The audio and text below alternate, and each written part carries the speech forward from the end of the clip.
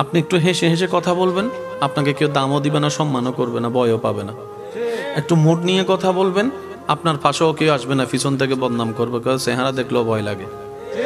কেউ যখন একটু মিশুক হয়, তাকে দেখে অনেকে বলে এটার কোনো প্রেস্টিজ নাই, আত্মসম্মান নাই, হায়া শরম নাই, সবার সাথে মিশে যায়। আবার সে মানুষটা যখন ওই কথাগুলাকে কানে নিয়ে নিজেকে রিজার্ভ করে ফেলে, কারোর সাথে মিশে না, কথা বলে না, বলে যে দেখ না তার বাপটা কেমন, অহংকারটা কেমন। মিশলেও জ্বালা, না মিশলেও জ্বালা। আপনি একটু হেসে হেসে কথা বলবেন, আপনাকে কেউ দামও দিবে না, সম্মানও করবে না, ভয়ও পাবে না।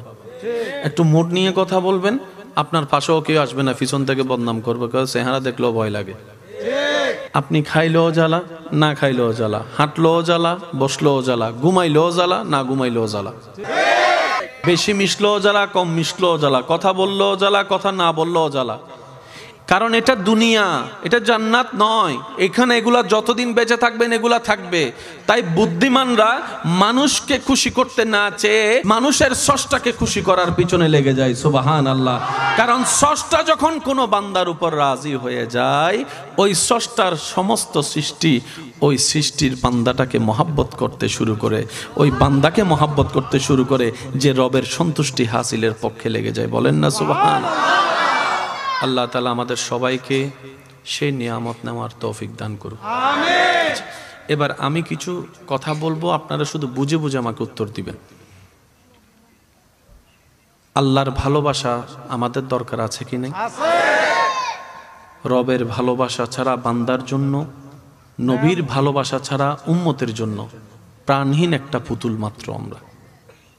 কথা বলেন ঠিক কি না? আল্লাহ কাদেরকে ভালোবাসেন, কাদেরকে ভালোবাসেন না। আমি কিছু কথা বলবো, আপনারা শুধু শুনে শুনে বলবেন আল্লাহ কি এই সমস্ত বান্দাদেরকে পছন্দ করেন নাকি করেন না, ভালোবাসেন কি বাসেন না, আপনারাই বলবেন। অত্যাচারীকে আল্লাহ ভালোবাসে না। আওয়াজটা মনে হয় একটু বড় হবে। অত্যাচারীকে আল্লাহ ভালোবাসে না। সুদখোরকে আল্লাহ ভালোবাসে না।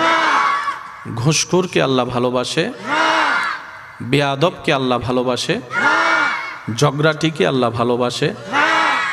প্রতারককে আল্লাহ ভালোবাসে না। দুই নম্বরই যারা করে তাদেরকে আল্লাহ ভালোবাসে না। আল্লাহর সীমাকে লঙ্ঘন যারা করে তাদেরকে আল্লাহ ভালোবাসে না। মুরব্বির সাথে যারা বেয়াদবি করে তাদেরকে আল্লাহ ভালোবাসে না। মা বাবার সাথে যারা অত্যাচার করে, মা বাবাকে কষ্ট দেয় অন্যায়ভাবে, তাদেরকে আল্লাহ ভালোবাসে না। যৌতুকের কারণে বউয়ের উপর গায়ে হাত তুলে তাদেরকে আল্লাহ ভালোবাসে না। একটু জোরে বলি। ওজনে 19-20 করে যারা, তাদেরকে আল্লাহ ভালোবাসে না। রাস্তা যারা বন্ধ করে, পানি যারা বন্ধ করে, তাদেরকে আল্লাহ ভালোবাসে না। যারা অন্যের বিয়ে ভঙ্গন করে দেয় ভৌনি দিয়ে, তাদেরকে আল্লাহ ভালোবাসে না। গীবত করে পিছনে পেঁচ লাগাই দেয়, পিন মেরে দেয়, তাদেরকে আল্লাহ ভালোবাসে না। এই সমস্ত কাজ থেকে আল্লাহ যেন আমাদেরকে হেফাজত করে। এবার বলবো, এগুলার উত্তর আপনারা দিবেন। ফরহেজগার বান্দাকে আল্লাহ ভালোবাসে। মাশাআল্লাহ, আরেকটু জোরে। ফরহেজগার বান্দাকে আল্লাহ ভালোবাসে। মুত্তাকিন বান্দাকে আল্লাহ ভালোবাসে। সৎ বান্দাকে আল্লাহ ভালোবাসে। ভদ্র বান্দাদেরকে আল্লাহ ভালোবাসে। নম্র বান্দাদেরকে আল্লাহ ভালোবাসে। সহযোগিতাকারী বান্দাদেরকে আল্লাহ ভালোবাসে। উপকারী বান্দাদেরকে আল্লাহ ভালোবাসে। ধৈর্যশীল বান্দাদেরকে আল্লাহ ভালোবাসে। সহ্য যারা করে রবের সন্তুষ্টির দিকে তাকিয়ে, তাদেরকে আল্লাহ ভালোবাসে। নামাজীদেরকে আল্লাহ ভালোবাসে। রোজাদারকে আল্লাহ ভালোবাসে।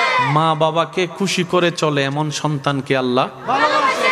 স্বামী হিসেবে স্ত্রীর হক, স্ত্রী হিসেবে স্বামীর হক যারা আদায় করে, তাদেরকে আল্লাহ ভালোবাসে। বড়দেরকে যারা সম্মান করে, ছোটদেরকে যারা স্নেহ করে, তাদেরকে আল্লাহ ভালোবাসে। যে যার যতটুকু সম্পত্তি প্রাপ্য তাকে সম্পত্তি যে দিয়ে দেয়, তাদেরকে আল্লাহ ভালোবাসে। যারা ধৈর্য ধারণ করে, তাদেরকে আল্লাহ ভালোবাসে।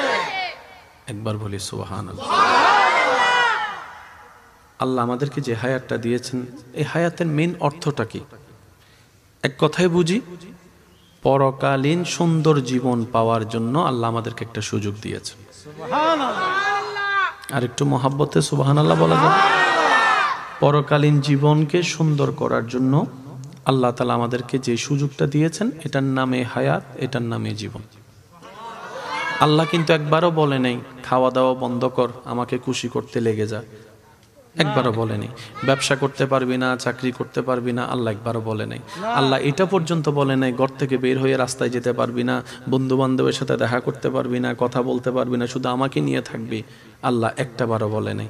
আল্লাহ তাআলা বলেছেন সব কর, কিন্তু প্রত্যেকটা করা যেন আমার নবীর দেওয়া সুন্নত মোতাবেক হয়, তাহলে তোর করায় করা হবে, সুন্নতে সুন্নত আদায় হবে, আমি রব খুশি হয়ে যাব, তোর করার উপর খুশি হয়ে আমি আল্লাহ সওয়াবের ব্যবস্থা করে দেব। সুবহানাল্লাহ। করতে নিষেধ করেননি, তবে আল্লাহ চেয়েছেন, আল্লাহ চাচ্ছেন আমরা যেন কাজগুলোকে সুন্নত মোতাবেক করি। এখানে আমি একটা কথা এড করতে চাই, সেটা হচ্ছে যে নবীজির সুন্নত। সুবহানাল্লাহ। সুবহানাল্লাহ।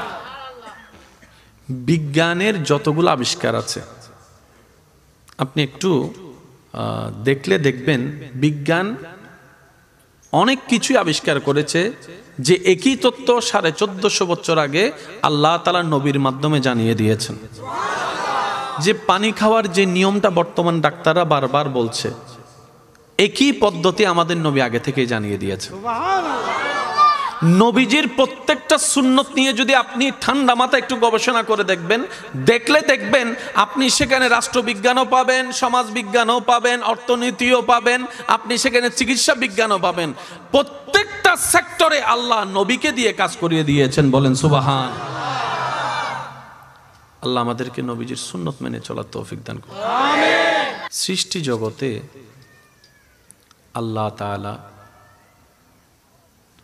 রব্বুল আলামিনের যত ধরনের সৃষ্টি আছে, এই সৃষ্টি জগতে আল্লাহ তাআলা মানব জাতিকে শ্রেষ্ঠত্বর আসন দান করেছেন।